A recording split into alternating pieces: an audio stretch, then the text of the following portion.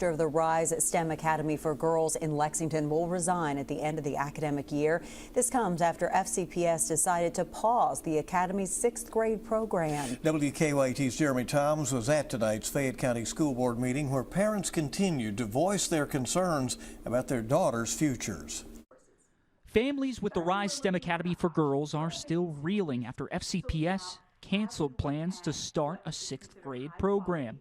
I never imagined that my child would be kicked out of the school that she was so proud to represent. Now they're digesting another dose of disappointing news. Academy Director Jennifer Jacobs informed families this past Friday that she will resign.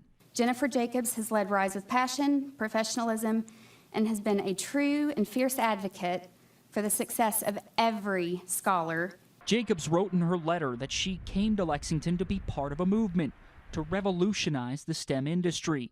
Parents say whatever the reason might be for her departure, she will be sorely missed. How many principals do you know that takes the time to get to know each scholar by name? Public speakers left the podium teary-eyed and frustrated.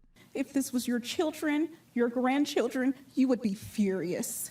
Superintendent Demetrius Liggins said previously it would be irresponsible to move ahead with the program. But parents like Jamie Hurt are still wondering how their young girls can move ahead with their education. I also have the distinct predicament of having a current 3rd grader at Rise who will be in the 3rd disposable class with no middle school as an option.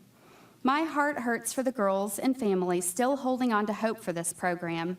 In Lexington, Jeremy Toms, WKYT. Now, Fayette school officials declined to comment tonight, but Dr. Liggins said in a letter that was sent home to Rise families that they are committed to communicating openly as they navigate these transitions. And he also thanked Jacobs for her dedication to Rise as the first director of the program.